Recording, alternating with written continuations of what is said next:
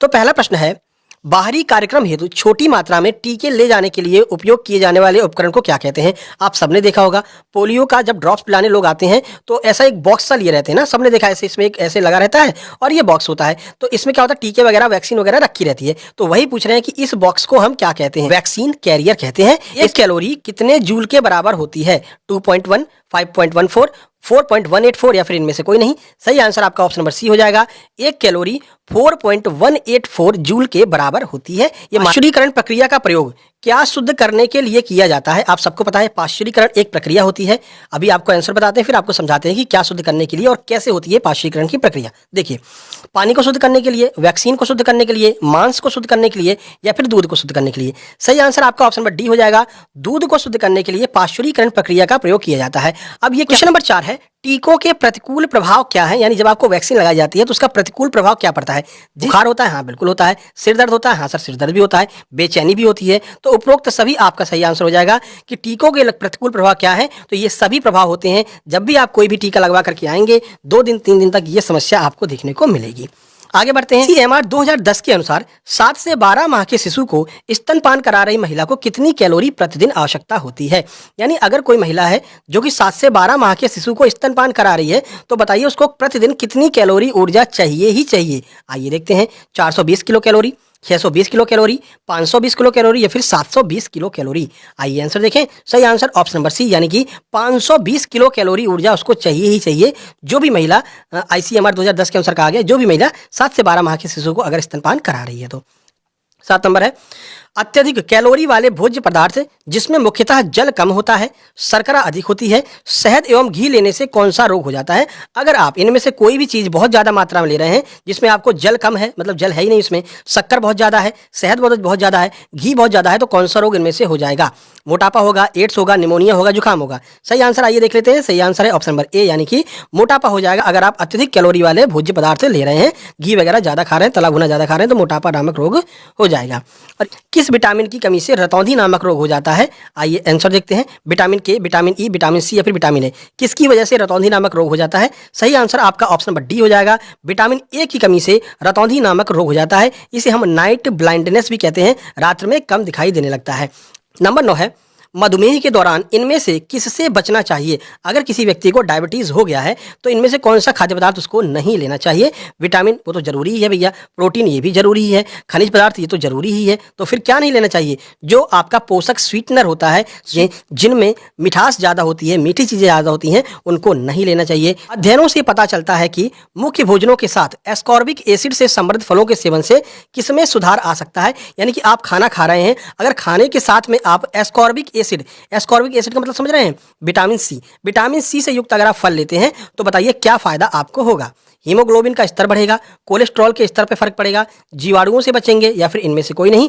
सही आंसर की बात करें ऑप्शन नंबर ए यानी कि हीमोग्लोबिन के स्तर पर इसका पॉजिटिव इंपैक्ट पड़ता है अगर आप विटामिन सी या फिर एस्कॉर्बिक एसिड से युक्त भोजन लेते हैं। जैसे मध्याह्न भोजन योजना की पूरक आहार में निम्न की न्यूनतम व्यवस्था अवश्य होनी चाहिए। अगर जो आपका मध्याह्न भोजन योजना का एक पोषक आहार का एक चार्ट बना रहता है, ठीक है, इस चार्ट में बताया गया कि कौन कौन सी चीजें कितनी कितनी मात्रा में होनी चाहिए। तो वही आपसे पूछ रहे हैं कि इनमें से ये व्यवस्था जरूर होनी चाहिए, कम से कम ये मात्रा जरूर होनी चाहिए। अब क्या है वो? आइए सीधे आंसर की ओर चलते हैं। बड़ा 4 ऑप्शन है, क्या पढ़ने से मतलब है? पहले आंसर देखते हैं। जो बड़े बड़े ऑप्शन है उनको नहीं पढ़ना, टाइम बचाना है अपन को। देखिए, तो 8 से 12 ग्राम प्रोटीन होना चाहिए और 300 कैलोरी ऊर्जा उसमें होनी चाहिए। ये चार्ट में बता रखा है कि न्यूनतम कम से कम इतना तो जरूर ही देना चाहिए जो भी मध्याह्न भोजन योजना के अंतर्गत दिया जा रहा है, ठीक है। तो देखिए, कौन सा संगठन वैश्विक स्वास्थ्य मामलों से संबंधित है? वैश्विक जहां पर भी शब्द आ जाए तो समझ लीजिए पूरे विश्व की बात हो रही है। तो कौन सा ऐसा संगठन है जो विश्व में स्वास्थ्य मामलों से संबंधित है, विश्व के स्वास्थ्य की जानकारी देता है, जानकारी रखता है? खाद्य एवं औषधि प्रशासन, ये तो अपने भारत का ही है। रोग नियंत्रण केंद्र, ये भी भारत का है। विश्व स्वास्थ्य संगठन, यही आपका आंसर हो जाएगा। 13 नंबर देखिए, दंत क्षरण के साथ निकटता से जुड़ा हुआ सूक्ष्म जीव कौन सा है? इससे आपसे पूछा जा रहा है कि जो आपके दांत हैं, इन दांतों में जब समस्या होने लगती है तो कौन सा ऐसा जीवाणु है जिसकी वजह से आपके दांतों में समस्या होती है? चलिए देख लेते हैं क्या नाम होगा इसका। कोरिने बैक्टीरियम, स्ट्रेप्टोकोकस सैंगुइस, कैंडिडा एल्बिकस या फिर इनमें से कोई नहीं। सही आंसर आपका ऑप्शन नंबर बी यानी कि स्ट्रेप्टोकोकस सैंगुइस नामक एक जीवाणु होता है, एक सूक्ष्म जीव है। निम्नलिखित में से किस विटामिन में सल्फर पदार्थ होते हैं तथा उसको जो है विटामिन एच भी कहा जाता है। इनमें से एक विटामिन ऐसा है जिसमें सल्फर की मात्रा पाई जाती है और उसको हम विटामिन एच भी कभी कभी प्यार से उसको विटामिन एच भी कह देते हैं, कि मतलब ये कह सकते हैं कि घर का नाम उसका विटामिन एच है। कौन सा है आइए देखते हैं, B6, B7, B5 या फिर B9। आइए आंसर देखिए, प्रश्न का सही आंसर ऑप्शन नंबर बी यानी कि विटामिन B7 को हम प्यार से विटामिन एच भी कह सकते हैं और इसमें सल्फर की मात्रा पाई जाती है। आगे बढ़ते हैं क्वेश्चन नंबर 15। 15 नंबर क्वेश्चन है, शिशु की आंख एवं त्वचा की देखभाल के लिए किस विटामिन का योगदान रहता है। यानी कि कोई भी बच्चा है उसकी आंखों की वृद्धि के लिए और उसकी त्वचा की देखभाल के लिए यानी कि स्किन की वृद्धि के लिए कौन से विटामिन की आवश्यकता पड़ती है। चलिए इसमें सबसे पहले क्या कहा है, सबसे पहले आंख की बात की गई है। सही आंसर आपका ऑप्शन नंबर ए हो जाएगा। विटामिन ए जो है आपको अभी बताया था रतौंधी नामक रोग हो जाता है विटामिन ए की कमी से, तो आंख की बात की गई है। बेसिकली इस पर कहा किससे गया है, आंख की त्वचा की बात की गई है, तो ये आपका विटामिन ए हो जाएगा। अगर पूरे बॉडी की त्वचा की बात की जाती तो आपको पता है विटामिन सी की कमी से पूरे बॉडी में त्वचा रोग हो जाता है, स्कर्वी हो जाता है, लेकिन यहाँ पर पहले आंख एवं त्वचा की बात की गई है, इस वजह से आपको विटामिन ए इसका सही आंसर लगाना होगा।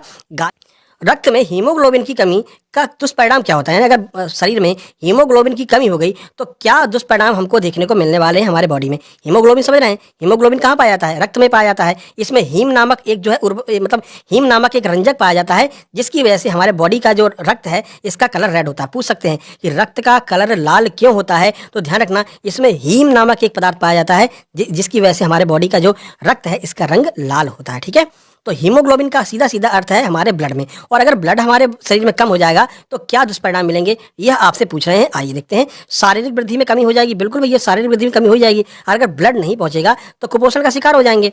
मांसपेशियों के कमजोर, बिल्कुल मांसपेशियां कमजोर हो जाएंगी अगर ब्लड नहीं मिलेगा तो। रोग प्रतिरोधक क्षमता कम हो जाएगी, जब आपका शरीर ही कमजोर हो गया तो कोई ना कोई रोग भी आपको पकड़ लेगा। यानी कि ऑप्शन नंबर डी सही आंसर, उपरोक्त सभी इसका सही आंसर होगा।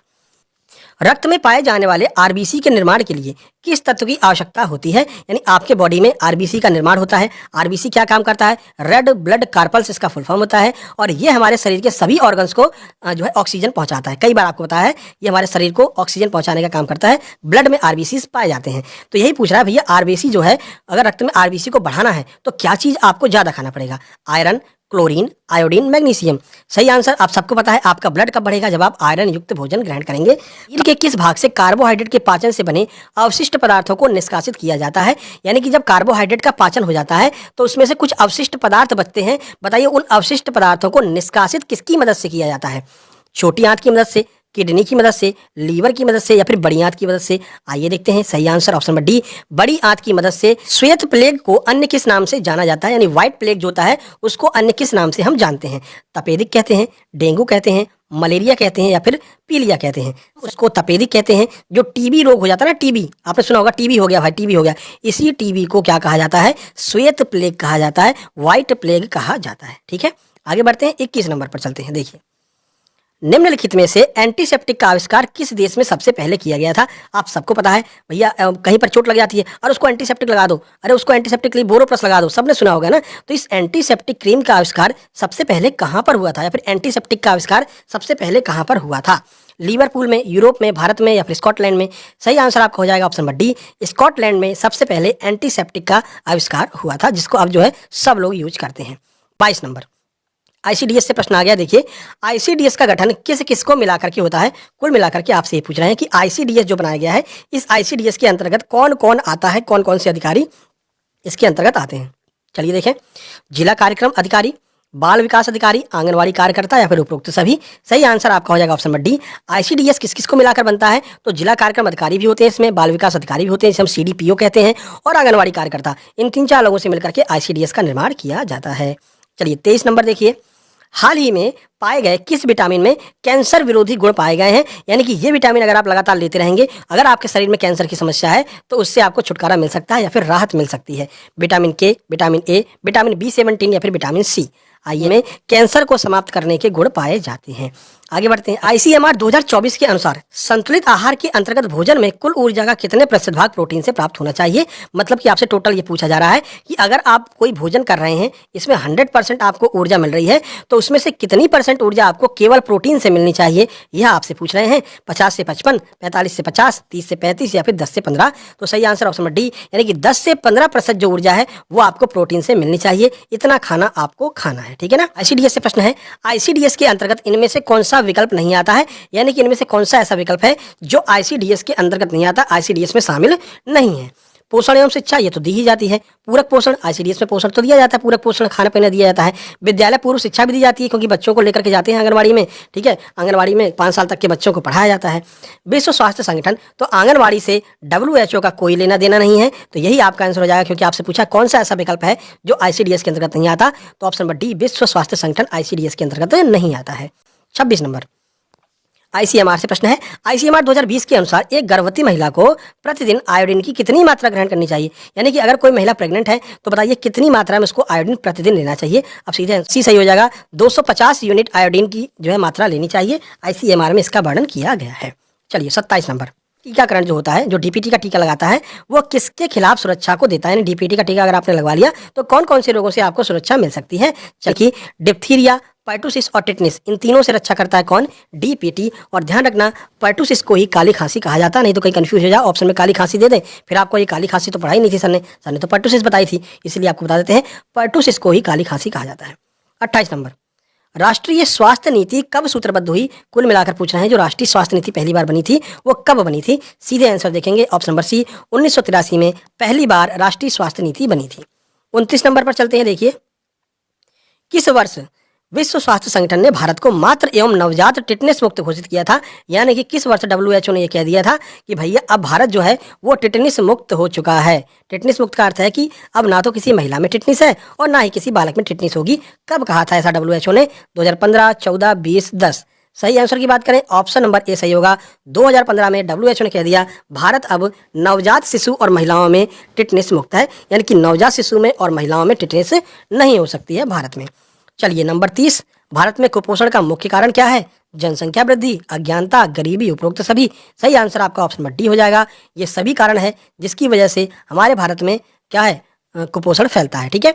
जनसंख्या वृद्धि, बहुत ज़्यादा जनसंख्या है जिससे कि सारा भोजन टाइम टू टाइम बच्चों तक नहीं पहुंच पाता है। अज्ञानता है, हमको पता भी नहीं है क्या चीज़ खानी चाहिए क्या चीज़ नहीं खाना चाहिए, प्रेग्नेंट लेडीज़ को क्या क्या चीज़ें खानी चाहिए। इसी के लिए तो आपको हम क्लास पढ़ा रहे हैं, इसी के लिए तो आपको हमने PDF दे रखी है, उस PDF में सब कुछ दिया हुआ है, कितना खाना चाहिए क्या नहीं खाना चाहिए, सब ठीक है। उसके बाद में गरीबी है, कुछ लोगों के पास में पैसे ही नहीं है कि पोषक तत्व उपलब्ध करा सकें। इसीलिए ICDS ने विभिन्न कार्यक्रम शुरू किए हैं जिससे कि पोषक तत्व, आयरन की गोलियां, विटामिन D की गोलियां सभी तक उसकी पहुंच हो सके। ऑप्शन नंबर डी आपका सही आंसर हो जाने वाला है। व्हाट्सएप चलते हैं नेक्स्ट वीडियो में, तब तक के लिए नमस्कार, धन्यवाद।